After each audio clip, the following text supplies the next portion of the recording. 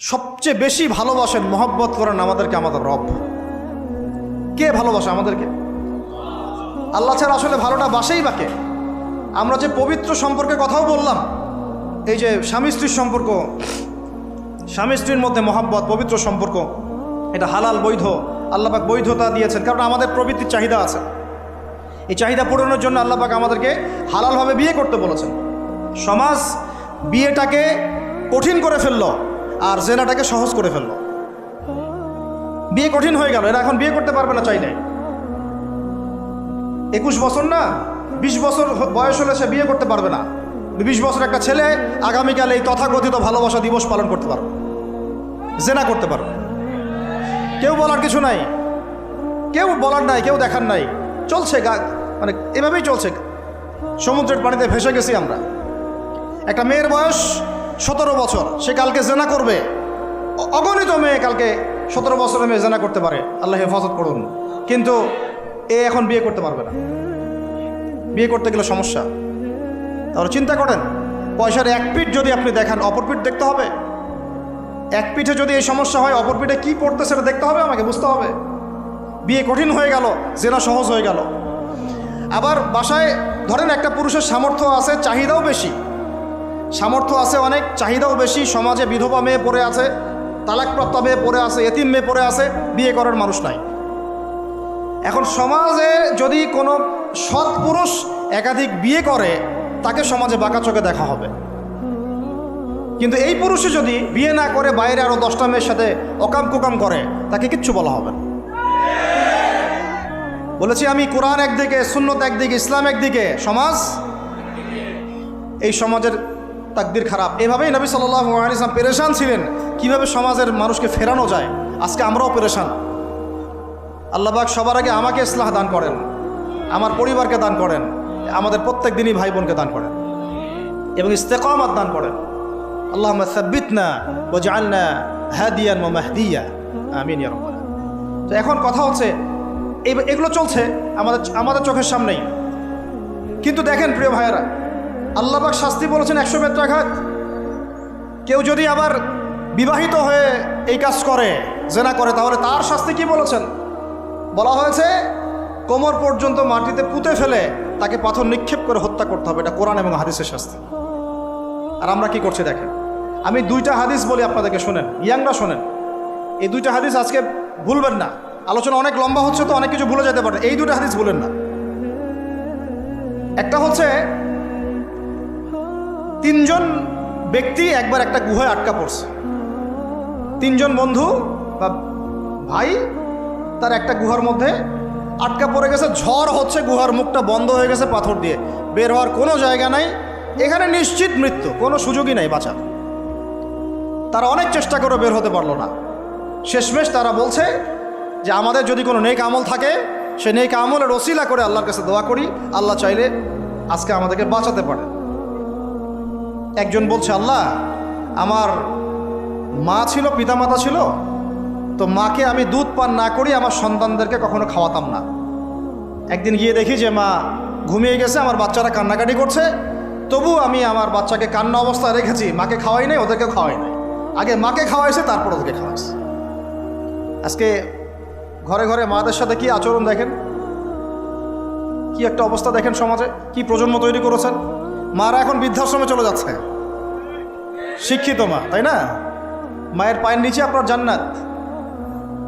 আর এটাও একটা ব্যাপার যে মায়েরা আবার হাজরা আলাইহিস সালামের মতো হবেন না, যে মায়েরা সারা আলাইহিস সালামের মতো হবেন না, আয়েশা খাদিজা রাদিয়াল্লাহু আনহুমা তাদের মতো হবেন না, তো আপনাদের গর্ভ থেকে তো এর চেয়ে ভালো সন্তান আশা করা যায় না।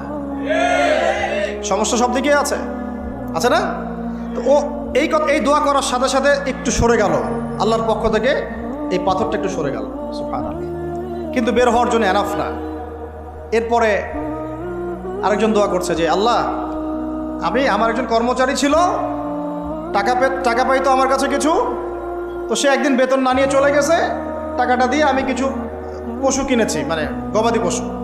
এই গবাদি পশু 2টা থেকে 4টা, 4টা থেকে 8টা হতে হতে অনেকগুলো হয়েছে। একদিন অনেক দিন পর সে আসছে, এসে বলছে আমার টাকা দাও। সে বলছে যে এই সবগুলো পশু তোমার, নিয়ে যাও। তুমি কি ইয়ারকি ফাজলামি করতেছো আমার সাথে? আমার টাকা আমাকে দাও। না, ইয়ারকি ফাজলামি করতেছে না। এটা তোমার টাকা দিয়ে কেনা ছিল, সবগুলো বংশবৃদ্ধি হতে হতে আজকে এই অবস্থা হচ্ছে। আল্লাহ তোমার সন্তুষ্টির জন্য যদি এই কাজ করে থাকি, আল্লাহ আজকে আমাকে এই বিপদ থেকে বাঁচাও। পাহাড়ের মুখ থেকে পাথরটা একটু সরে গেল, বের হওয়ার জন্য যথেষ্ট না। তৃতীয় ব্যক্তি, আমি এইটাই বলতে যাচ্ছিলাম, ইয়াংরা শোনেন ভালো করে। তৃতীয় ব্যক্তি সেজদায় পড়ে আল্লাহকে বলছে, হাত তুলে আল্লাহকে বলছে, আল্লাহ আমার একজন খুব সুন্দরী চাচাতো বোন ছিল, কাজিন, আমি তাকে পাইতে চাইতাম। বুঝেন না, পাইতে চাইতাম মানে কি? তাকে পেতে চাইতাম, অফার করতাম, সে রাজি হয় না হয় না হয় না। একদিন সে বলল যে 100 স্বর্ণমুদ্রা দিতে পারলে আমি রাজি, 100 স্বর্ণমুদ্রা দিতে পারলে আমি রাজি। এখন তো এদেরকে স্বর্ণমুদ্রাও দেওয়া লাগে না, এমনিই রাজি নাকি? জেনা করার জন্য কি এমনিই রাজি, খালি একটু। আসলে সত্যি কথা বলতে কি, একটা মেয়ে যদি চায় আমি আমার ইজ্জত ধরে রাখবো, কোনো ছেলের ক্ষমতা নাই সেই ইজ্জত নষ্ট করে। এটাই সত্য কথা। আমার স্ত্রী এই কথাটা খুব জোরালোভাবে আমাকে বলে, আমি যখন রাস্তায় হাঁটবো, আমি যদি চাই তাহলে কোনো ছেলে আমার কাছে ঘেঁষতে পারবে না, আমি সুযোগ দিলে তখন ঘেঁষতে পারবে। একটা মেয়ে যদি চায় যে একটা ছেলে আমার সাথে ইটিস পিটিস করুক, সে ছেলে করবেই করবে। একটা মেয়ে যদি চায় যে একটা ছেলে আমার পর্যন্ত আসতে পারবে না, আমি আমার ব্যক্তিত্ব গায়রত বজায় রাখবো, আমি ডিস্টেন্স মেনটেন করবো, আমি কোনো সুযোগ দিব না, ছেলে সুযোগ পাবে না কখনো। এত সহজ না। সর্বোচ্চ তখন কি করতে পারে, ধরে 10 জন মিলে ধরে ওকে জোর করে তার সাথে কিছু করতে পারে। ওরকম কিছু করলে তো আল্লাহর গজব নেমে আসবে। ওই যে সারা আলাইহিস সালামকে তুলে নিয়ে গিয়েছিলেন একটা বাচ্চা, মনে নেই আপনাদের? সারা আলাইহিস সালামকে একটা বাচ্চা এরকম উঠাই নিয়ে আসছে। আর সারা আলাইহিস সালাম সবচেয়ে সুন্দরী মেয়েদের একজন ছিলেন পৃথিবীর ইতিহাসে, ইব্রাহিম আলাইহিস সালামের স্ত্রী। তখন তিনি হাত বাড়াচ্ছে তার দিকে ধরার জন্যে, আর সারা আলাইহিস সালাম তখন বলছে, দাঁড়ান, আমাকে 2 রাকাত নামাজ পড়তে দেন। 2 রাকাত নামাজ পড়ে তিনি আল্লাহর কাছে হাত তুলে বলে, আল্লাহ তুমি জানো আমি আমার সতীত্ব, আমার ইজ্জত, আমার সম্মান আমার স্বামী ছাড়া আর কারোর সামনে কখনো প্রদর্শন করি নাই। আজকে এই জালেমের হাত থেকে আল্লাহ তুমি আমাকে বাঁচাও। ওইদিকে ইব্রাহিম আলাইহিস সালামও নামাজে দাঁড়িয়ে গেছে। ওই জালেম বাচ্চা যখনই হাত বাড়ায়, হাত অবশ হয়ে যায়, মাথা ঘুরে পড়ে যায়। 3বার 4বার চেষ্টা করেছে, তারপর পারে নাই। শেষে বলেছে, তোমরা আমার কাছে কাকে নিয়ে আসছো, নিয়ে যাও এটা আমার সামনে থেকে। পরে উল্টা হাজারা আলাইহিস সালামকে হাদিয়া সহ দিয়ে পাঠিয়ে দিচ্ছে। একটা মেয়ে চাইলে তার ইজ্জত সম্মান এভাবে রক্ষা করতে পারে। তোমরা জেনায় ছেলেরা লিপ্ত করেছে কারণ তোমরা চেয়েছো বলেই করতে পারছো। তুমি ফিতনা না ছড়াতা, তুমি বেহায়ের মতো বাইরে বের না হতা, তুমি তোমার চুল খোলা না রাখতা, তুমি তোমার পোশাক ঠিক রাখতা, তোমার কথা ঠিক রাখতা, তোমার কথার মধ্যে শক্তি রাখতা, মিষ্টি মিষ্টি প্রলোভন দিতা না, বাইকের পিছনে বসতা না, চটপটি ফুচকা খাইতা না, এখানে ওখানে আড্ডা মারতা না, কোনো ছেলে তোমার কাছে আসতে পারতো না। তোমরা এই কাজ করেছো, ছেলে আসতে পেরেছে। আপনারা তো কিছু হইলে ছেলেদেরকেই দোষ দেন। ছেলেরা তো এমনি আকর্ষিত হবেই। আমি একজন ছেলে হিসেবে বলতেছি এটা না তো বিষয়টা। একটা ছেলের ফিতরত এটা, যে তার কাছে সবচেয়ে সুন্দর মনে হবে একটা মেয়েকে। এটা একটা ছেলের ফিতরত, স্বভাব ধর্ম, এটা চুম্বকের মতো আকর্ষণ করবে। আর এর উপর যখন আপনি এটাকে ফ্রি অ্যাক্সেস করে দিবেন, লাইসেন্স করে দিবেন, বেপর্দায় বের হবে, গায়ের জামা কাপড়ের ঠিক নাই, হ্যাঁ, তারপর কথাবার্তা মিষ্টি মিষ্টি প্রলোভিত টানতেছে, সিডিউস করতেছে, তখন তো একটা ছেলে মিসগাইডেড হইতেই পারে, স্বাভাবিক। ছেলেরও দোষ আছে, কিন্তু অবশ্যই এখানে মেয়েরও দোষ আছে। আমরা তো অনেক সময় ঢাকা শহরে দেখি রাত 10টা 12টা বাজতেছে, আমরা মাহফিল করে যাচ্ছি, কোনোদিন বাসায় ফিরতে 1টা 2টা 3টাও বাজে, রাত 3টার সময় ছেলে মেয়ে বাইকে করে ঘুরতেছে ঢাকা শহরে। ওই মেয়েটার কি বাসায় বাবা নাই, ভাই নাই, কোনো স্বামী বা কেউ নাই, মাহারাম কেউ নাই? তো আমরা সুযোগ দিচ্ছি বলেই তো আমাদের ঘর পর্যন্ত ঢুকতে পারছে। সবার আগে মেয়েদেরকে শক্ত হইতে হবে। আর মেয়ের বাবা যারা, আমি তো নিজেও মেয়ের বাবা, আমরা বাচ্চাদের সাথে সময় কাটাই আর ভাবি যা কী যে হবে ভবিষ্যতে আল্লাহ ভালো জানেন। কিভাবে মেয়েকে মানুষ করব, কিভাবে সতীত্ব রক্ষা করবে আমাদের মেয়েরা। যতদিন পর্যন্ত এদের হাতে মোবাইল ফোন ছিল না, ইজ্জত ঠিক ছিল। মোবাইল ফোনটা যখনই ঢুকেছে, ইজ্জত নষ্ট হয়ে গেছে বহু মেয়ের। আমি এরকম জানি, বলতে চাচ্ছি না। যাই হোক, ওই জায়গায় আসেন, ওই ছেলেটা তখন 100 স্বর্ণমুদ্রা অর্জন করেছে, কষ্ট করে আর্ন করেছে। যে আপনাদেরকে বলে যে নিজের পায়ে দাঁড়াও, তারপরে তোমার সাথে রাজি। সে অনেক কষ্ট করে 100 স্বর্ণমুদ্রা অর্জন করে মেয়ের কাছে গিয়েছে, চাচাতো বোনকে বলেছে যে স্বর্ণমুদ্রা নাও, এখন বলো তুমি রাজি না। সে মেয়ে বলছে হ্যাঁ ঠিক আছে। তো এখন দুজনের মধ্যে যা হওয়ার তাই হচ্ছে, অ্যাডাল্ট আপনারা সবাই বুঝেন। কিন্তু এখন মূল যে কাজটা, স্বামী স্ত্রীর যে মূল মিলন, এই মিলনটা করার জন্যে সেই ছেলেটা বসছে। হাদিসের মধ্যে আসছে এভাবে, দুই পায়ের মাঝখানে বসে পড়ছে ছেলেটা, এখনই জাস্ট শুরু করবে। তখন ওই মেয়েটা বলে উঠছে যে হে আল্লাহর বান্দা, আল্লাহকে ভয় করো, আমি আমার সতীত্ব কখনো নষ্ট করি নাই, তুমি আল্লাহকে ভয় করো। এই কথাটা যখনই বলছে তখন ওই ছেলের মনের মধ্যে এমনভাবে একটা রিয়াকশন জন্ম নিয়েছে, আল্লাহর পক্ষ থেকে এমন একটা নূর আর হেদায়েত চলে আসছে, ওই অবস্থা থেকে ছেলেটা উঠে চলে গেছে এবং স্বর্ণমুদ্রাও দিয়ে দিচ্ছে, যে স্বর্ণমুদ্রাও আমার দরকার নেই, যা। এবার সেই গুহার মধ্যে বন্দি অবস্থায় আল্লাহর কাছে হাত তুলে দোয়া করতেছে, আল্লাহ তুমি যদি জানো ওই কাজটা আমি তোমার সন্তুষ্টির জন্য করেছিলাম, আজকে আমাকে এই সাক্ষাৎ এই মৌতের হাত থেকে বাঁচাও। সাথে সাথে এই পাহাড় পাথর সরে গেছে। এই হাদিসটা আমি এই কারণে বললাম, যদি আপনি আমি জেনা থেকে বেঁচে থাকতে পারি, ইনশাআল্লাহ তাআলা আল্লাহ পাক সাক্ষাৎ মৃত্যুর মতো এই আযাব থেকেও, বিপদ থেকেও আল্লাহ বাঁচাতে পারেন।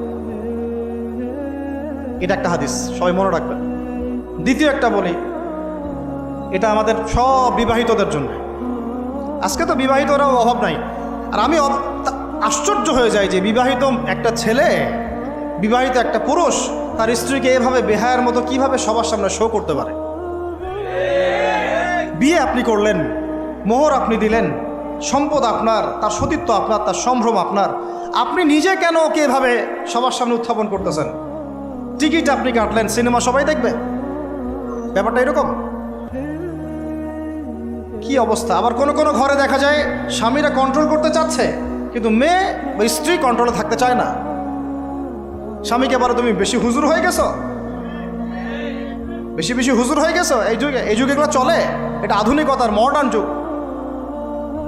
এই করতে করতে আমাদের সমাজে পরকীয়া ছড়ায় পড়ছে। এখন এই পরকীয়া বলতে গিয়ে হাদিসটার কথা মাথায় আসছিল। আল্লাহর নবী সাল্লাল্লাহু আলাইহি ওয়াসাল্লামের একজন সাহাবী, মহিলা সাহাবী। কি সাহাবী বলেন? এরকম ঘটনা দুই একটা ঘটেছে, আমি একটা বলতেছি খালি। মদিনা মহিলা সাহাবী কোনো একভাবে এরকম একটা অঘটন ঘটে গেছে। মানুষ তো হতে পারে, কি মানুষ তো পাপ করবে, তাই না? হতে পারে। এখন তিনি গর্ভবতী হয়ে গেছেন। নবী সাল্লাল্লাহু আলাইহি ওয়াসাল্লামের কাছে এসে বলছেন, ইয়া রাসূলুল্লাহ তাহিরনি, আমাকে পবিত্র করেন, আমি অনেক বড় অন্যায় করে ফেলেছি। নবী সাল্লাল্লাহু আলাইহি ওয়াসাল্লাম মুখ ঘুরিয়ে নেন, মুখ ঘুরিয়ে নিয়ে বলেন যে বাসায় যাও, তওবা করো, আল্লাহ মাফ করে দিবে। নবীজি শুনতে চাচ্ছেন না, কারণ শুনলে কোর্টে মামলা আসলে তো বিচার করতে হবে। তিনি বলছেন যে বাসায় যাও, বাসায় যা মাফ, আল্লাহর কাছে ইস্তেগফার করো, আল্লাহ মাফ করে দিবেন। আবার এদিক দিয়ে ঘুরে আস, ইয়া রাসূলুল্লাহ আমাকে পবিত্র করেন, আমি অন্যায় করে ফেলেছি। এভাবে কয়েক দফার পরে নবীজি বলছেন, তুমি কি অন্যায় করেছো? এমন কোনো কাজ কি তুমি করেছো? সুরমা দানিতে সুরমা নেয়ার সময় আমরা যেভাবে নেই, এরকম কোনো কাজ কি তুমি করেছো? মানে উনি শব্দটা উচ্চারণ করলেন না মুখ দিয়ে, একটা এক্সাম্পল মিসাল দিয়ে বুঝালেন, তুমি কি এরকম কোনো কাজ করেছো? অ্যাডাল্ট্রি কোনো কাজ করেছো? তো তিনি বলছেন, হ্যাঁ আমি গর্ভবতী হয়েছি। নবী সাল্লাল্লাহু আলাইহি ওয়াসাল্লাম আমার বিচার করে দেন। তিনি বলছেন যে বাসায় যাও, আগে সন্তান জন্ম দাও, তারপরে দেখা যাবে। সন্তান জন্ম হলো, সেই মহিলা আবার এসেছেন, সাহাবী, ইয়া রাসূলুল্লাহ আমার বিচার করে দেন। বলছেন সন্তান জন্ম হয়েছে, হ্যাঁ। এখন সন্তান কি করে? দুধ পান করে। দুধ পান করাও, 2 বছর দুধ পান করাও, তারপরে বিচার করে দেব। 2 বছর দুধ পান করা শেষ, সন্তান এখন শক্ত খাবার খেতে পারে। কোলে করে সন্তানকে নিয়ে আসছেন। নবী সাল্লাল্লাহু আলাইহি ওয়াসাল্লামকে বলছেন যে ইয়া রাসূলুল্লাহ, এই যে আমার বাচ্চা দেখেন খেতে পারে, এখন একে আমার বিচার করে দেন। দেখেন তাদের পরকালের কনসেপ্টটা কেমন ছিল, তাদের পরকালের চেতনা কেমন ছিল। এবার নবী সাল্লাল্লাহু আলাইহি ওয়াসাল্লাম বলেন, তোমাদের মধ্যে কে আছো এই বাচ্চার দায়িত্ব নিতে পারো? একজন আনসারী সাহাবী বলছেন, আমি। বাচ্চা তার কোলে দিলেন, দিয়ে বলেন এই তাকে নিয়ে যাও, নিয়ে গিয়ে অমুক জায়গায় নিয়ে তাকে রজম করো। কি করো? রজম মানে কি ভাই? কোমর পর্যন্ত মাটিতে গেঁথে দিয়ে পাথর নিক্ষেপ করে, এই রজম করতে গিয়ে তার গা থেকে রক্ত ফিনকি বের হয়ে কোনো একজন সাহাবীর, সম্ভবত খালিদ ইবনে ওয়ালিদ রাদিয়াল্লাহু আনহুর জুব্বার মধ্যে গিয়ে লেগেছে। তখন তিনি কিছুটা তাচ্ছিল্যের স্বরে একটা বাক্য প্রয়োগ করেছেন যে ছি, এটা কেমন হলো? হ্যাঁ, মানে কিছু বলেন নাই, জাস্ট একটা রিয়াকশন দিয়েছেন যে এত। নবী সাল্লাল্লাহু আলাইহি ওয়াসাল্লাম এই কথাটাই বলতে চাচ্ছি আমি, তিনি বলেছেন, হে হে খালিদ, তুমি থামো, তুমি তাকে এভাবে করো না, আন্ডারস্টিমেট করো না। এই নারী এই অপরাধ করার পরে যে পরিমাণ ইস্তেগফার করেছে, আল্লাহর কাছে তওবা করেছে, তার একার তওবা যদি মদিনাবাসীর মধ্যে ভাগ করে দেওয়া হয় তাও কম হবে। এই ঘটনা একটা ঘটেছে, আরেকজন সাহাবীর সাথে ওই ঘটনা ঘটেছে, পুরুষ সাহাবী। নবীজি বলেছেন, তোমরা তাকে তাচ্ছিল্য করো না, কারণ আমি দেখছি সে এখন জান্নাতে সাঁতার কাটতেছে। আর আমরা এই যে পরকিয়া, দেখেন পরকিয়া করলে, পরকিয়ার মাধ্যমে কেউ যদি ব্যভিচার করে ফেলে, নাউজুবিল্লাহ আউযুবিল্লাহ, তাহলে এই পৃথিবীতে বাঁচার অধিকারটা সে হারায় ফেলে। পৃথিবীতে কি হয়? বাঁচার অধিকারটা সে হারায় ফেলে। ঠিক কেউ করে এই পৃথিবীতে বাঁচার অধিকারটা সে হারায় ফেলে। নবীজি স্ট্রেট বলেছেন, ফাকতুলুল ফাইলা ওয়াল মাফউলা বিহি, যে করবে যার সাথে করা হবে দুটাকেই ফেলো। কেউ যদি ধর্ষণ করে বাঁচার অধিকারটা হারায় ফেলে। কিছু পাপ আছে যেগুলো করলে তওবা ইস্তেগফার করা যায়, আল্লাহ হয়তো মাফও করে দিবেন, কিন্তু পৃথিবীতে বাঁচার অধিকারটা মানুষ হারায় ফেলে। এইটাকে আমরা এইভাবে প্রমোট করতেছি এখন। কে কে এগুলো নিয়ে মানে ফিকির করে এখন? মনে করে যে এটা তো আধুনিকতা। অনেকে ওয়াইফ, একটা শব্দ আছে ওয়াইফ সুইপিং, একজনের ওয়াইফকে আরেকজনকে দিবে, ওর ওয়াইফকে সে নিবে, রাত কাটাবে, নাউজুবিল্লাহ। এটা পশ্চিমা সভ্যতা থেকে আসতেছে, জানেন? চোখ কান খোলা রাখেন। আমরা নিজের অনেক ধার্মিক সাজার চেষ্টা করতেছি, কিন্তু সমাজটা নষ্ট হয়ে যাচ্ছে। এটাকে সংস্কার করার দায়িত্ব আমাদের। এর উপরে তো আবার বাণিজ্য আছে, মানে এটা তো বাণিজ্যিক একটা প্ল্যাটফর্ম হয়ে গেল। যত বেশি পারো বাণিজ্য করো। এটা উপলক্ষে অমুক ছাড়, এইটা উপলক্ষে তমুক, এইটা উপলক্ষে অমুক নাটক, এটা উপলক্ষে অমুক গান, এই উপলক্ষে অমুক সিরিয়াল, এই উপলক্ষে অমুক টেলিফিল্ম। এই যে বাণিজ্য, এগুলো কিন্তু কর্পোরেট জগতে যারা থাকে, এই কর্পোরেট সেকশনে মানুষের একটা বাণিজ্য, একটা দিবসকে কেন্দ্র করে বিশাল একটা বাণিজ্য করে আপনার ঈমান আমল কোথায় যায়? যাক, ওর পকেটে টাকা আসলেই হইল। আল্লাহ রাব্বুল আলামিন আমাদের সবাইকে এই চলমান জাহেলিয়াতগুলোর বাস্তবতা বোঝার তৌফিক দান করেন। অনেক কথা ভাই, বলতে গেলে অনেক কথা, আর একদিন আর কথা বলবো। আমরা দোয়া করি আল্লাহ পাক কক্সবাজার এলাকায় এমন একটা দিনের মার্কাজ আমাদেরকে করার তৌফিক দান করেন, যেখান থেকে ইনশাআল্লাহ দিনের আলো পুরা কক্সবাজার সহ পাহাড়ি পার্বত্য এলাকা ছড়িয়ে পড়বে ইনশাআল্লাহ। সমাজ সংস্কার না করতে পারলে আমরা বাঁচতে পারবো না। আপনাদের মধ্যে যাদের সামর্থ্য আছে, কেউ জমি দিয়ে হলে সাহায্য করেন, কারো যদি সামর্থ্য থাকে অর্থ দিয়ে হেল্প করেন, কারো বুদ্ধি আছে বুদ্ধি দিয়ে, পরামর্শ দিয়ে সহযোগিতা করেন। দিনের স্বার্থে, আল্লাহর জন্যে, তার রাসূলের দিনকে টিকিয়ে রাখার স্বার্থে, সমাজের জাহিলিয়াতগুলো দূর করার স্বার্থে দিনই মার্কাজগুলো প্রতিষ্ঠা করার কোনো বিকল্প নাই।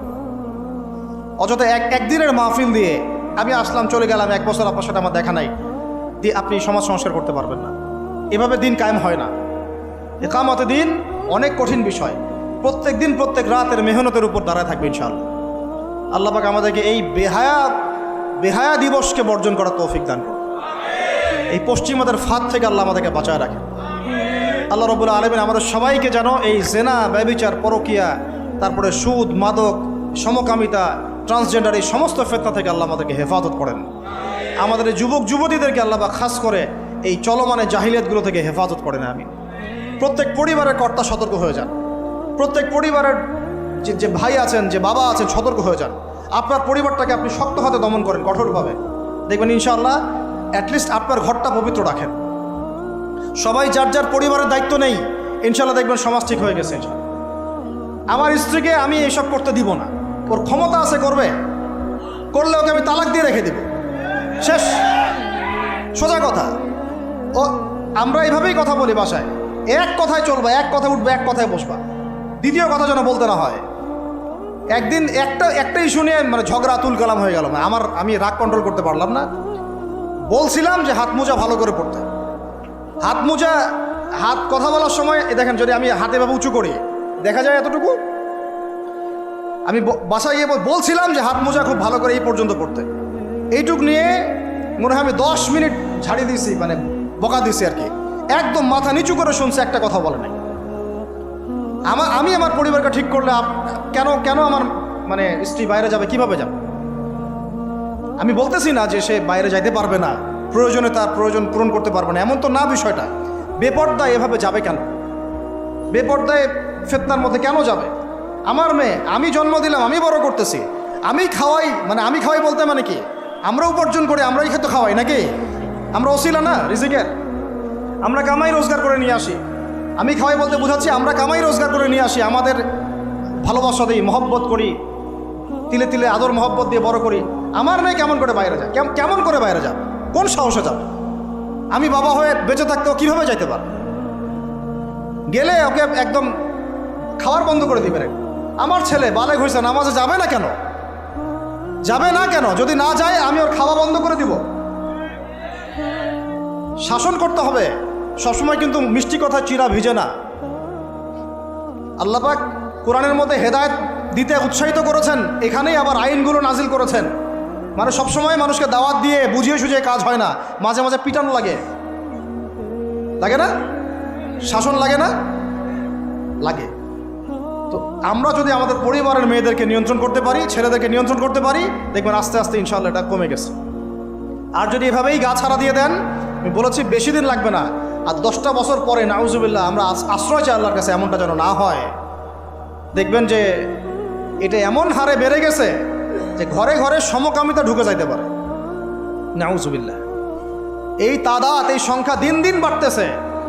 আপনাদের শহরে, আপনাদের এই অনেক এই যে এখানে আমি অনেক মাহফিল করেছি, অনেকেই আমাকে চিরকুট দিয়েছিলেন যে ভাই এখানে বেড়ে যাচ্ছে, এই বিষয়ে কিছু বললেন। চিন্তা করেন, ভিতরে ভিতরে এগুলো চলতেছে, হোটেলে চলতেছে। আপনারা ভালো মানুষে যে বসে থাকলে হবে না। এত ভালো মানুষ হতে আল্লাহ পাক বলেন নাই। আল্লাহ পাক বলেছেন সৎ কাজে আদেশ করো, অসৎ কাজে কি করো? নিষেধ করো। এবং আপনি আপনার জায়গায় আল্লাহ বিরোধী কোনো কিছুকে প্রশ্রয় দিবেন না। ব্যাস, সরকার কোথায় যায় যাক, প্রশাসন কি করে করুক, ওটা আমার দেখার দরকার। আমি আমার জায়গা থেকে আল্লাহ এবং রাসূলের বিরুদ্ধে কোনো কাজ করব না। সিম্পল। এই যে ইতিহাসটা ওরা জানতো না, এই সেন্ট ভ্যালেন্টাইন্স ইতিহাসটা বলবো, ওরা কি জানে? এই যে কত সালে এটা বাংলাদেশে আসছে, ওরা আসলে জানে? কে নিয়ে আসলো? দেখেন, ওটা বললামই, ওটা আনার পরে জেনা, ব্যভিচার, ফ্রি মিক্সিং, বাণিজ্য সব বেড়ে গেল। এটাকে কেন্দ্র করে কর্পোরেটরা এখন বাণিজ্য করতেছে। শুধুমাত্র এই দিবসে, শোনেন, আর এগুলো বলতে চাইনি, আমি বলতে বাধ্য হচ্ছি, শুধুমাত্র এই দিবসে কোটি কোটি টাকা বিক্রি হয়, জানেন? এটা শুধু কয়েকটা কান্ট্রির পরিসংখ্যান। সারা বিশ্বের পরিসংখ্যান দিলে তো আপনার চোখ কপালে উঠে যাবে। কি হচ্ছে আর কি হচ্ছে না। যেখানে আল্লাহ রাব্বুল আলামিন বলছেন চোখ নিচু করো, কাছেও যেও না, ওটা তো কোরআনে পড়ে থাকলোই, ওটাকে লঙ্ঘন করে জেনা হচ্ছে, ব্যভিচার হচ্ছে, অবৈধ সম্পর্ক হচ্ছে, প্রচুর ধর্ষণ হবে কালকে। আর ধর্ষণ হলে আমি বলবো শুধু ছেলেটা দায়ী না, মেয়েরাও দায়ী আছে। তোমাকে মাহরাম ছাড়া কে বের হইতে বলছে? মাহরাম ছাড়া একটা মেয়ের হজ ফরজ না। মনে করেন আপনার ঘরে একজন মহিলা আছেন যার মাহরাম নাই, তার উপর হজই ফরজ হয় নাই। মাহরাম ছাড়া যার হজই ফরজ হয় না, তাকে মাহরাম ছাড়া এভাবে হোটেলে একটা ছেলের সাথে বাইকে যেতে কে বলছে? বলেন। মাহরাম ছাড়া একটা মেয়ের সফর জায়েজ নাই, হজও জায়েজ নাই, হজ করার দরকারই নাই, সে ঘরে থাকবে, ওইটাই তার জন্য বেশি গুরুত্বপূর্ণ, ওটাই হুকুম আল্লাহ পাকের। আর সে মাহরাম ছাড়া এইভাবে এখানে ওখানে ঘুরে বেড়াবে, ছেলের সাথে আড্ডাবাজি করবে, টাঙ্কি মারবে, চটপটি ফুচকা খাবে, এরপর 4-5টা ছেলে মিলে ওকে ধর্ষণ করে দিলে সব দোষ ওই ছেলের উপর আসবে? আমার তো মন চায় যে প্রথমে আগে এই মেয়েগুলোকে শায়েস্তা করি। হ্যাঁ, ছেলেগুলোকে তো করবোই, আগে মেয়েগুলোকে করি। শুধুমাত্র ওয়াজ নসিহত করে কাজ হবে না, সবাইকে কঠোর হতে হবে। আপনি আমাকে বলেন তো দেখি, আপনার মেয়ে কোনো একটা ছেলের সাথে অবৈধ সম্পর্ক করেছে, আপনি কি এটা মেনে নেবেন? আপনারা যে কেউ হন, এখানে অনেক প্রশাসনের ভাই আছেন আমি জানি, ঊর্ধ্বতন কর্মকর্তাও আছে এখানে আমি জানি, এখানে আমার লেকচার রেকর্ড হচ্ছে এটা আমি জানি। আর আপনি আমাকে বলেন বা আপনার সিনিয়রদেরকে বলান এই কথাগুলো মেসেজ পৌঁছান, তাদের ঘরে যদি তাদের মেয়ে কোনো ছেলের সাথে অবৈধ সম্পর্ক করে, তারা কি মেনে নিবে? তাদের মেয়েকে যদি কেউ ধর্ষণ করে, তারা কি মেনে নিবে? আপনার ছেলেটা যদি সমকামী হয়, আপনি কি মেনে নেবেন? আপনার বাসায় যদি কালকে একটা ছেলে এসে বলে যে আপনার মেয়ে এসে বলে যে বাবা আমি ওকে ভালোবাসি, ওর সাথে বিয়ে করার আগে আমি যৌন সম্পর্ক করে ফেলছি, আপনি কি মেনে নেবেন? আপনি যদি জানতে পারেন কালকে আপনার মেয়ে গর্ভবতী হয়ে গেছে, আপনি কি মেনে নেবেন? আপনি যদি জানেন কালকে আপনার ছেলে আপনাকে এসে বলছে বাবা আমি একটা ছেলেকে নিয়ে আসছি, ও ছেলেটা আসলে বাইরে ছেলে, ভিতরে ভিতরে মেয়ে, তাই আমরা বিয়ে করে ফেলছি, আপনি কি মেনে নেবেন? তো এটা নবী সাল্লাল্লাহু আলাইহি ওয়াসাল্লামের ফিলোসফি ছিল। একজন সাহাবী এসে বলেছিলেন, ইয়া রাসূলুল্লাহ, আমি ইসলামের সব মানতে প্রস্তুত আছি, খালি আমাকে জিনা করার অনুমতি দেন। নাউযুবিল্লাহ। সাহাবীরা রাগ হয়ে গেছেন, এই কার সাথে কি কথা বলো, বেয়াদবি করতে। নবী সাল্লাল্লাহু আলাইহি ওয়াসাল্লাম বললেন, দাঁড়ান, দাঁড়াও, তাকে ছাড়ো, আমি বুঝাচ্ছি।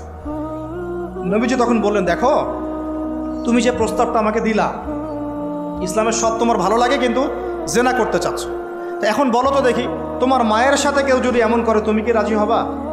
সে বলছে না। তোমার খালার সাথে করলে না, তোমার বোনের সাথে না, তোমার স্ত্রীর সাথে না।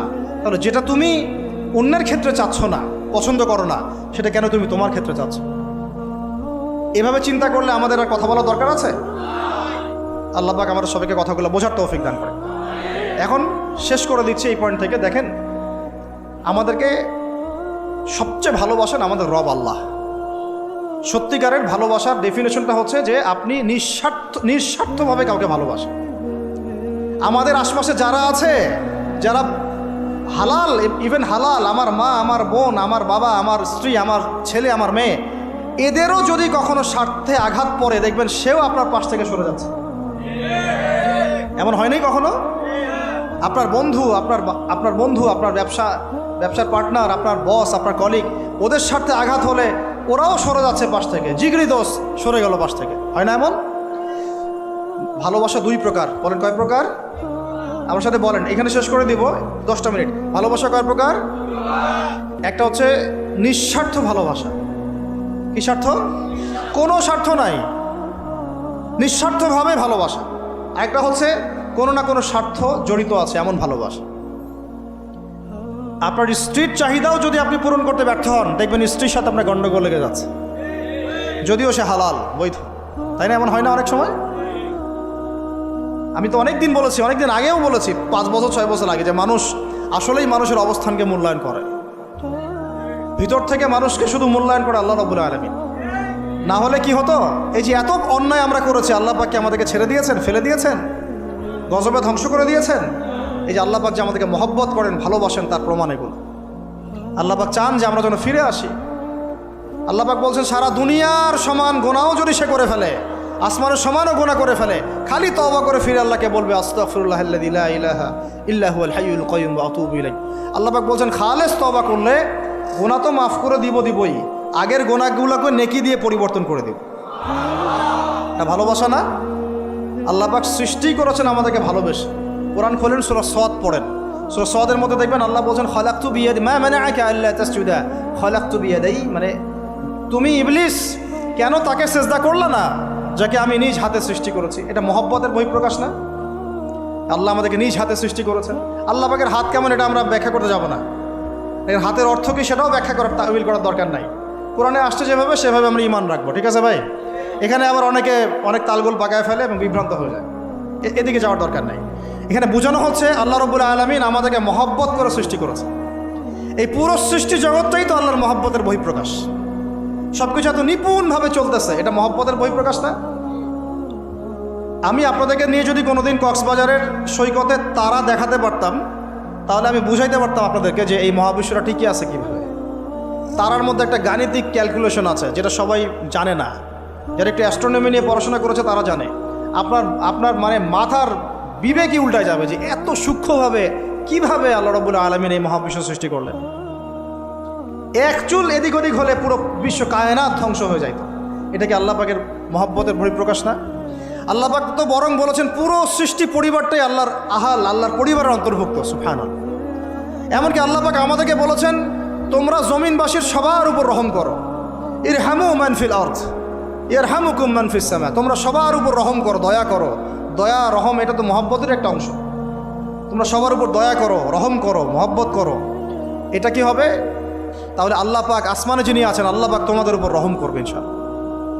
আমরা সেই মহান সত্তার ভালোবাসার থেকে বের হয়ে হারাম এই যৌন ভালোবাসার দিকে যাওয়ার চেষ্টা করছি। আসলে এটা ভালোবাসা না, যৌনতা, এর দিকে যাওয়ার জন্য এইসব করছি। আল্লাহ পাক আমাদেরকে মাফ করে যেন হেদায়েত দান করেন। আল্লাহ পাক কত ভালোবাসেন এটা নিয়ে বলতে গেলে আজকে রাত শেষ হবে। দেখেন, আল্লাহ রাব্বুল আলামিন আদম আলাইহিস সালামকে সৃষ্টি করেছেন, করে সমস্ত নাম শিক্ষা দিয়েছেন। নাম মানে হলো ইলম। নাম মানে কি? ভালো না বাসলে আল্লাহ পাক কাউকে সবচেয়ে সেরা কিছু দান করেন? সূরা ৩ আল্লাহ পাক কি বলেছেন? ওয়া তিন ওয়া জাইতুন, এগুলো শপথ করে লাকাদ খালাকনাল ইনসানা ফি আহসানি তাকওয়িম, মানুষকে সবচেয়ে শ্রেষ্ঠ কাঠামো আল্লাহ পাক দিয়েছে, দেন নাই? তো কাউকে যদি মহব্বত না করা হয় তাকে আপনি সবচেয়ে সেরাটা কি দিতে পারবেন? আল্লাহ পাক আমাদেরকে মহব্বত করেন, ভালোবাসেন, এবং আল্লাহ চান আমরাও যেন তাকে মহব্বত করি, তাকে ভালোবাসি। এবং আমরা যদি কাউকে ভালোবাসি আল্লাহর জন্য ভালোবাসবো, কাউকে ঘৃণা করি আল্লাহর জন্য ঘৃণা করব। মহব্বত আল্লাহর জন্যে, ঘৃণাও কার জন্যে? আল্লাহর জন্য। আল্লাহ পাক সমস্ত এলেম শিক্ষা দিলেন, এটা কি ভালোবাসার বহিঃপ্রকাশ না? নূহ আলাইহিস সালামের কওম দীর্ঘদিন আল্লাহর কথা শোনে না, আল্লাহ পাক সবর করলেন, ধৈর্য ধরলেন, গজব দিলেন না, শেষ পর্যায়ে গিয়ে আযাব দিয়েছেন। এই যে আল্লাহ পাক সুযোগ দেন, সময় দেন, এটাকে আল্লাহ পাকের ভালোবাসা, দয়া না? এরকম প্রত্যেকটা কওমের ক্ষেত্রে হয়েছে। আমি তো ফিল করলাম এই ভালোবাসা নিয়ে ঘাটাঘাটি করতে গিয়ে যে আসলে আল্লাহ পাক যে আমাদেরকে সবচেয়ে বেশি মহব্বত করেন তার সবচেয়ে বড় নিদর্শন কি জানেন? আমাদের কাছে আল্লাহ রাব্বুল আলামিন আল কোরআনের মতো কিতাব নাজিল করেছেন, আর আমাদেরকে আল্লাহ পাক নবী মুহাম্মদ সাল্লাল্লাহু আলাইহি ওয়াসাল্লামের উম্মত বানাইছেন। আল্লাহ পাক যে নবী মুহাম্মদ সাল্লাল্লাহু আলাইহি ওয়াসাল্লামকে এই দুনিয়াতে পাঠিয়েছেন না, এটাই সবচেয়ে বড় মহব্বত, সবচেয়ে বড় রহমত। কারণ তার সুন্নতে এমন কিছু নাই যেটা আপনি খুঁজে পাবেন না। আর তিনি আমাদেরকে যে মহব্বত করতেন, মুহাম্মদ সাল্লাল্লাহু আলাইহি ওয়াসাল্লাম আমাদেরকে যে মহব্বত করতেন, তিনি আমাদেরকে বলতেন যে আমরা তার ভাই। আমরা তার কি ভাই? মানে কি মায়ের পেটের ভাই? এটা বোঝানো হয় নাই। একটা হাদিসে তিনি বলেছেন আমি তো পিতৃতুল্য, তার মানে কি সত্যি সত্যি বাবা সন্তানের সম্পর্ক? রুহানি পিতা। তিনি কি ইমাম নন? তিনি ইমাম, তিনি নেতা, তিনি আমাদের শিক্ষক, তিনি নবী। তো তিনি আমাদেরকে যে মহব্বত করতেন, তিনি একদিন বলছিলেন নবী সাহাবীদের সামনে, কাশ আমি যদি আমার ভাইদেরকে দেখতে পেতাম। সাহাবীরা বলছেন ইয়া রাসূলুল্লাহ আমরা কি আপনার ভাই না?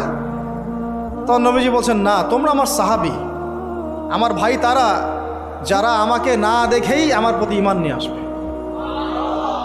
প্রত্যেক নবীকে আল্লাহ পাক একটা দোয়া করার চান্স দিয়েছে। কয়টা ভাই? এমন একটা দোয়া যেটা করলে আল্লাহ পাক কবুল করবেনই করবেন।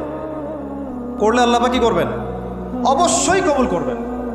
নবী সাল্লাল্লাহু আলাইহি ওয়াসাল্লাম বলছেন যে সমস্ত নবী এই দোয়াটা পৃথিবীতে করে ফেলেছে, তা আমি এই দোয়াটাকে মুলতবি রেখেছি যে কাল কিয়ামতের মাঠে আমি আমার উম্মতের জন্য সুপারিশ করবো ইনশাআল্লাহ। এবং নবী সাল্লাল্লাহু আলাইহি ওয়াসাল্লামের সুপারিশে বহু কবিরা গুনাহগার মুসলমান যারা জাহান্নামের ফয়সালা হয়ে গেছে তাদেরকে আল্লাহ পাক কিছুটা শাস্তি ভোগ করালে হলেও আবার জান্নাতে নিয়ে আসবে ইনশাআল্লাহ। তো তিনি আমাদেরকে মহব্বত করেন না? করতেন না? চিন্তা করে তাহলে আমরা তার দিনকে কি মহব্বত করলাম, আমরা তার হুকুম হাকামের বিধিবিধান সুন্নতে কি মহব্বত করলাম, চিন্তা করেন। একটা হাদিসে নবীজি স্পষ্ট করে বলছেন এটা আমাদের জন্য একটা কষ্টি পাথর। এটা একটা কি কষ্টি পাথর। তিনি বলছেন লা ইউমিনু আহাদুকুম, তোমাদের মধ্যে কেউ মুমিন হইতে পারবে না। কি হইতে পারবে না? মানে প্রকৃত মুমিন হইতেই পারবে না তোমরা। হে আমার উম্মত, তোমাদের মধ্যে কেউ প্রকৃত মুমিন হইতেই পারবে না যতক্ষণ না হাত্তা আকুনা আহাব্বা ইলাইহি মিন ওয়ালিদিহি ওয়ালাদিহি ওয়ান নাসি আজমাইন, যতক্ষণ না আমি মুহাম্মদ সাল্লাল্লাহু আলাইহি ওয়াসাল্লাম তোমাদের কাছে নিজের কি সন্তান, নিজের বাবা মা এবং সমস্ত মানব জাতির থেকে বেশি প্রিয় না হচ্ছে। হাদিসটা আবার বলি, নবীজি বলছেন কেউ ততক্ষণ পর্যন্ত প্রকৃত মুমিন হতে পারবে না যতক্ষণ না আমি মুহাম্মদ সাল্লাল্লাহু আলাইহি ওয়াসাল্লাম তার কাছে তার সন্তান, তার পিতা, এমনকি সমস্ত মানব জাতি থেকে বেশি প্রিয় না হচ্ছে। আর আমরা যারা আগামীকালকে এইটার প্রিপারেশন নিয়েছি, আসলে কি আমাদের কাছে নবী প্রিয় বেশি না আমাদের দুনিয়ার স্বার্থ বেশি প্রিয়? যারা এগুলো করবে তাদের কাছে কি সত্যি নবী প্রিয়? তাহলে তারা করতে পারতো না। যদি নবী আমাদের কাছে সবচেয়ে বেশি প্রিয় না হয় আমরা মুমিন হতে পারছি না। আর যাদের কাছে নবী প্রিয় তারা কখনো এমন হারাম কাজে যেতে পারবে না। যারা যাচ্ছে তারা কখনোই নবীকে ভালোবাসে না, কোশ্চিনকালেও না। শোনেন উমর রাদিয়াল্লাহু আনহুর নাম শুনেন নাই? বললে অনেক কথা ভাই, অনেক কথা, কোনটা রেখে কোনটা বলি। উমর রাদিয়াল্লাহু আনহু একদিন এসে বলছেন খলিফাতুল মুসলিমিন, মুসলিমদের তিনি খলিফা। জান্নাতের সুসংবাদপ্রাপ্ত 10 জন সাহাবীর একজন। জান্নাতের সার্টিফিকেট পেয়েছেন পৃথিবীতে কয়জন সাহাবী? একটা হাদিসে একসাথে 10 জন, ওই 10 জনের অন্যতম একজন, যিনি এমন শাসন ব্যবস্থা পৃথিবীতে প্রতিষ্ঠা করেছিলেন যার মতো মিসাল এখন পর্যন্ত পৃথিবীতে আর দেখা যায় নাই। একটা হাদিসে আসছে, যে রাস্তা দিয়ে ওমর হাঁটে ওই রাস্তা দিয়ে শয়তান হাঁটে না। কি বুঝলেন? শয়তান যদি দেখে ওই যে ওমর, ও আর ওই যাবে না ওই রাস্তার মধ্যে। এই হচ্ছে ওমর ইবনুল খাত্তাব। আমার পরে কোনো নবী নাই, নবীজি বলছেন আমার পরে কোনো নবী নাই, লা নবিয়্যা বা'দি, আমার পরে কোনো নবী নাই। যদি হতো তাহলে ওমর হতো, যদি হতো তাহলে ওমর হতো। অন্য একটা হাদিসে আসছে, আমার পরে কোনো নবী নাই, তবে তুমি আমার, এটা অন্য সাহাবী সম্পর্কে, আলী ইবনে আবি তালিব সম্পর্কে, তুমি আমার জীবনে তেমন মূসার জীবনে হারুন ছিল যেমন। এটা হচ্ছে আলী ইবনে আবি তালিব। তো এখানে কথা হচ্ছে ওমর রাদিয়াল্লাহু আনহুর মতো মানুষ নবীর কাছে এসে বলছেন সাল্লাল্লাহু আলাইহি ওয়াসাল্লাম, ইয়া রাসূলুল্লাহ ওয়াল্লাহি লা উহিব্বুক, আল্লাহর কসম করে বলছি আমি আপনাকে অনেক মহব্বত করি, ইল্লা মিন নাফসি, আমার নফসের চেয়ে বেশি না, মানে আমি আমার জানের চাইতে আপনাকে বেশি মহব্বত করি না। কথা কি বুঝতে পারতেন কি? মানে আমি আপনাকে অনেক মহব্বত করি ইয়া রাসূলুল্লাহ, সব কিছু থেকে বেশি মহব্বত করি, কিন্তু আমার নিজের জানের চেয়ে বেশি না। নবী সাল্লাল্লাহু আলাইহি ওয়াসাল্লাম বলছেন, লা ইয়া ওমর, এখনো মুমিন হওনি ওমর। কাকে বলছেন? কাকে বলছেন? জান্নাতের সার্টিফিকেট প্রাপ্ত একজন মানুষকে, লা ইয়া ওমর, এখনো হওনি। তখন নবী সাল্লাল্লাহু আলাইহি ওয়াসাল্লামকে তিনি একটু পরে আবার বলছেন, ইয়া রাসূলুল্লাহ ওয়াল্লাহি আলান, এখন লা হাব্বা ইলাইয়া মিন কুল্লি শাই হাত্তা মিন নাফসি, এখন থেকে আপনি আমার কাছে সবচেয়ে বেশি প্রিয় সব কিছু থেকে, এমনকি আমার নফসের থেকেও বেশি প্রিয়। তখন নবীজি বলছেন, আলান ইয়া ওমর, হ্যাঁ এখন ওমর, এখন তুমি মুমিন হলে। তাহলে যারা আমরা নবীর সুন্নতের খেলাফ এইসব অপসংস্কৃতি, নোংরামি, জেনা, ব্যভিচার, কনসার্ট, নাটক, সিনেমা, পরকিয়া, এইসব তথাকথিত ভালোবাসা দিবস, এই জেনা দিবসগুলো পালন করছি, আমরা কি আসলেই নবীকে ভালোবাসি? আমরা কি সত্যি আল্লাহকে ভালোবাসি? আল্লাহ পাক আমাদেরকে বোঝার তৌফিক দান করেন না, জাহিলিয়াত থেকে ফিরে আসার তৌফিক দান করেন। এরকম প্রচুর ঘটনা। ভালোবাসা তো এগুলোর নাম। ভালোবাসা কাকে বলে জানেন? সাহাবীরা বাসায় যেতেন, আবার দৌড় দিয়ে আসতেন নবী সাল্লাল্লাহু আলাইহি ওয়াসাল্লামের চেহারাটা একটু দেখার জন্য। এটা নাম ভালোবাসা। আপনারা যদি উমরা করতে যান, হজ করতে যান, দেখবেন বারবার আপনার নবীর রওজায় গিয়ে সালাম দিতে মন চাইবে, যে আরেকবার দেখা করে আসি, আরেকটু দেখা করে আসি, আরেকবার সালাম দিয়ে আসি। ভালোবাসা, কোনো স্বার্থ আছে এখানে? নবী সাল্লাল্লাহু আলাইহি ওয়াসাল্লাম কি আমাদের কাছে কোনো স্বার্থ দাবি করেছেন? আল্লাহ করেছেন। এগুলো ভালোবাসা। এই ভালোবাসা হলো প্রকৃত ভালোবাসা। আর এগুলো যেটা চলছে এটা হচ্ছে যৌনতা। এগুলো কি চলছে? যৌনতা। ভালোবাসার নাম দিয়েছে এখন যৌনতা। এগুলো ভালোবাসা না, এগুলো পাশবিকতা, প্রবৃত্তির দাসত্ব। প্রবৃত্তি মানে মন যা চাই তাই করতে চাচ্ছে। আপনার মন চাইছে একটা মেয়ের সাথে রাত কাটাবেন, এটাকে আপনি ভালোবাসা নাম দিলেন, কিন্তু এটা হচ্ছে ভালোবাসা না, এটা কি প্রবৃত্তি, পশুত্ব, দাসত্ব, পশুত্বের দাসত্ব করছেন। আল্লাহ পাক আমাদেরকে কথাগুলো বোঝার তৌফিক দান করেন। এরকম সাহাবীরা কত ত্যাগ করেছেন। তালহা রাদিয়াল্লাহু আনহুর নাম শুনেন না অনেকেই। নবী সাল্লাল্লাহু আলাইহি ওয়াসাল্লাম উহুদ যুদ্ধের দিন সংকটময় একটা অবস্থায় ছিলেন। তালহা রাদিয়াল্লাহু আনহু একা নবী সাল্লাল্লাহু আলাইহি ওয়াসাল্লামকে ঢাল হিসেবে পিঠ পেতে দিয়ে আসেন, উনার দিকে কোনো তীর যেন আসতে না পারে। শেষে দেখা গেল তার গায়ের মধ্যে 40 থেকে 50টা তরোয়ারের আঘাত আছে, তীরের খোঁচা আছে, বর্ষার খোঁচা আছে। এই অবস্থায় তিনি নবীকে কাঁধের মধ্যে নিয়ে উহুদ পাহাড়ে উঠেছেন নবীকে সেভ করার জন্য। এটা ভালোবাসা। এটা কি? কোন স্বার্থে? কিসের স্বার্থে? দুনিয়ার স্বার্থে? জান্নাতের স্বার্থে। একজন সাহাবী বাড়ি নির্মাণ করেছেন, তো নবী সাল্লাল্লাহু আলাইহি ওয়াসাল্লাম দেখে একটু খালি, মানে হয় না, তুমি কে, কার বাড়ি এটা? বললেন আচ্ছা অমুক সাহাবীর বাড়ি। নবীজি একটু ভ্রু কুঞ্চিত করলেন, পছন্দ করলেন না, কিছু মুখে বলেন নাই, মুখে কিছু বলেন নাই, খালি একটু অসন্তুষ্ট হয়েছেন, এক্সপ্রেশন দেখতে বোঝা যাচ্ছে। তখন ওই সাহাবীকে জানানো হলো, তোমার বাসার সামন দিয়ে তো আল্লাহর নবী সেদিন হেঁটে গেলেন, তারপরে আমার বাসা দেখে, তোমার বাসা দেখে আল্লাহ নবী সাল্লাল্লাহু আলাইহি ওয়াসাল্লাম তো অসন্তুষ্টি প্রকাশ করেছিলেন, মুখে কিছু বলেন নাই, এক্সপ্রেশন ছিল একটু অসন্তুষ্টিমূলক। 3 দিনের মধ্যে সেই বাড়ি ভেঙে গুড়িয়ে দিয়েছে। যেই বাসা দেখে আল্লাহ নবী সন্তুষ্ট হন, আমি বাসা রাখবই না। ভালোবাসা কিসের জন্যে? কার জন্যে? কার স্বার্থে বলেন? আল্লাহর জন্যে, জান্নাতের জন্যে, আল্লাহর স্বার্থে, আল্লাহর জন্যে। কতগুলো বলে শেষ করবো আপনাদেরকে। সাদ বিন আবি ওয়াক্কাস রাদিয়াল্লাহু আনহু উহুদ যুদ্ধ দিন এইরকম করে তীর নিক্ষেপ করছেন। আল্লাহ নবী বলছেন, ইয়া সাদ, হে সাদ, তীর ছুড়ো, তোমার জন্য আমার পিতামাতা কুরবান হোক।